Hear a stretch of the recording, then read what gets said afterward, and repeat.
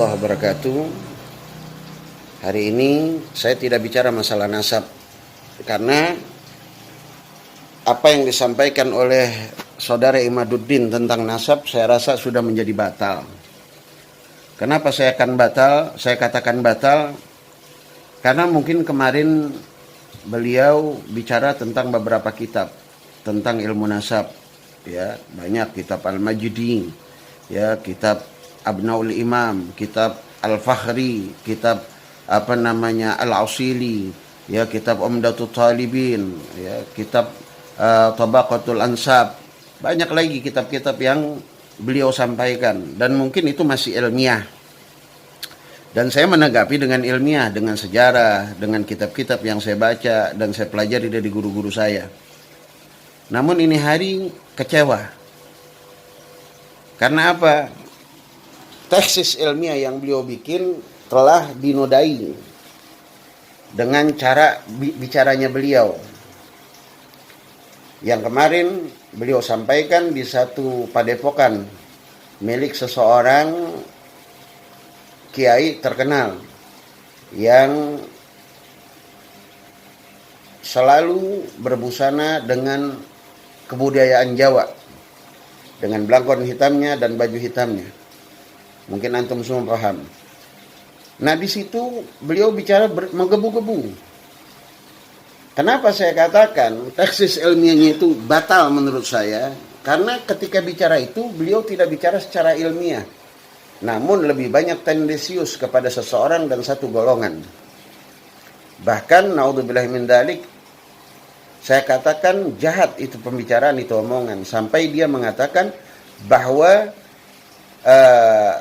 Ba'alawi dari Hadramut ini yang beliau masykuk daripada nasabnya, ragukan daripada nasabnya, ya, itu sama seperti orang-orang Israel dan Yahudi. Naudzubillah min dzalik. Ya. Baik, kita dengarkan sedikit saja potongan daripada ceramah beliau yang saya katakan ada tendensius, emosi, seperti menanam kebencian dan kedengkian kepada seseorang. Kita dengarkan, bismillah.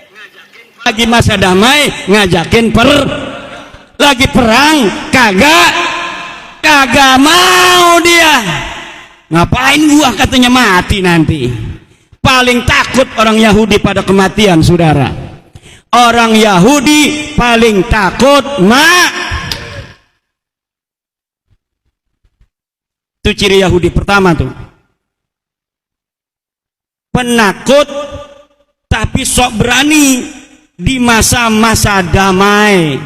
Kalau masa perang datang, ngumpet di bawah rok istrinya. Buktinya mana? Buktinya kagak ada satupun keluarga mereka masuk dalam syuhada Indonesia. Coba yang pura-pura berani itu, yang sok berani, urut dari namamu sampai Ubaidillah, ada enggak yang mati di medan perang? Urut. Jangan bawa-bawa panglima. Kita dengarkan tadi, ya. Beliau mengatakan bahwa ciri orang Yahudi itu ketika masa damai teriak perang, ketika perang mereka ngumpet di rok istrinya. Sehingga saya katakan ada tendensiusnya ini, dia menyebutkan satu golongan, bahkan di situ satu orang. Coba lihat orang yang kemarin sok berani. Nah, ini kan orang yang kemarin sok berani berarti satu orang. Berarti kepada satu figur. Berarti bicara tentang satu individu. Dan ini kan tendensius. Artinya dia punya kebencian. Dia punya ketidaksukaan terhadap seorang tersebut. Yang teriak-teriak berani, coba. Tuh, ini satu orang. Urut dari dia sampai kepada Ubaidillah atau Sayyidina Ubaidillah bin Ahmad bin Isa, ada tidak daripada keturunannya yang menjadi syuhada Indonesia? Saya pengen tanya dulu nih, kalimat syuhada Indonesia ini umum, syuhada. Kalau syuhada itu jamak, berarti kalau satunya syahid. Kalau syuhada berarti semua keturunan Sayyidina Abdillah yang menjadi syuhada di Indonesia. Coba jangan lupakan sejarah. Mungkin kita tidak asing mendengar yang namanya Pangeran Diponegoro. Siapa Pangeran Diponegoro? Beliau dzurriyyah Nabi Muhammad dari keturunan Sayyidina Ubaidillah, ya, yang bermarga segap. Beliau berjuang, takbir, dan beliau ikut berperang. Bahkan sampai beliau diasingkan ke Sulawesi. Siapa lagi? Oh, banyak lagi. Ya. Salah satunya siapa? Ya, yang merancang burung Garuda Indonesia sebagai burung Pancasila, yaitu Al-Gadri, Sayyid Al-Gadri. Ada lagi yang mungkin apabila antum sering ke Riau, Pekanbaru, kita sering turun di satu bandara namanya Sultan Syarif Sayyid Qasim. Siapa beliau? Beliau keturunan Sayyid dari bangsa Banasan. Beliau berjuang, beliau ditangkap oleh Belanda, diasingkan oleh Belanda, bahkan beliau kerahkan semua anak buahnya, bahkan hartanya ribuan gulden untuk kemerdekaan Republik Indonesia. Jadi jangan menafikan bahwa ada keturunan Nabi, ya, dari bangsa Habaib atau Sayyid, ya, atau Syarif, ya, yang ikut berjuang untuk negara ini. Nah, tendensiusnya itu kenapa disebut nama orang? Coba kemarin yang teriak berani-berani. Bahkan ada di akhir-akhirnya menyebut yang teriak takbir. Dulu orang berjuang ngangkat senjata, ini cuma ngangkat mikrofon di mobil komando. Berarti kan ada tanda kutip.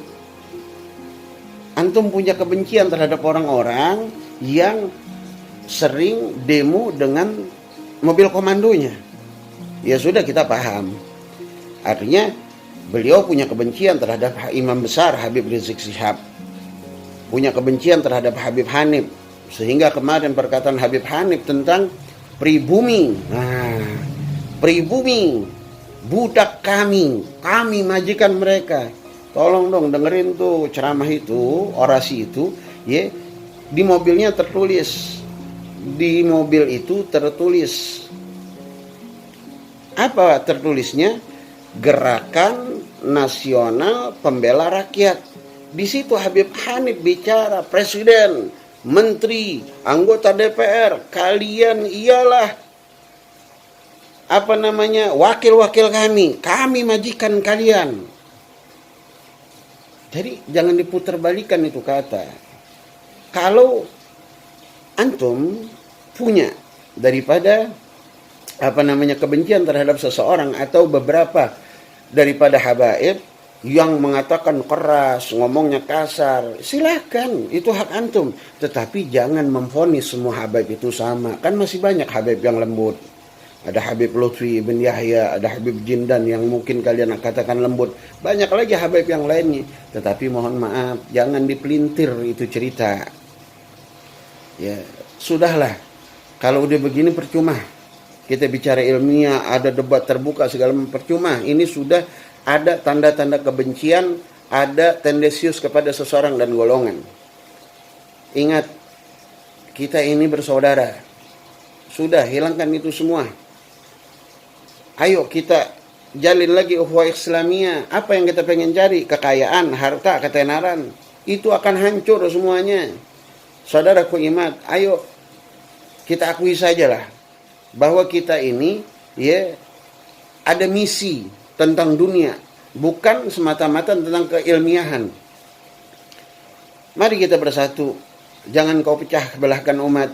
Seakan-akan pendatang Yaman dengan dengan pribumi dibentur-benturkan. Nggak bagus. Kita ini disuruh wa'tasimu bihablillahi jami'a wa la tafarraqu. Akhirnya apa? Orang-orang yang punya kebencian terhadap, ya, satu golongan atau satu orang tersebut muncul dengan kebodohan mereka, muncul dengan pendapat mereka, muncul dengan kebencian mereka. Naudzubillahi min dzalik. Udah, ayo islah, wa'tasimu bihablillahi jami'a wa la tafarraqu. Insyaallah negeri ini akan menjadi berkah.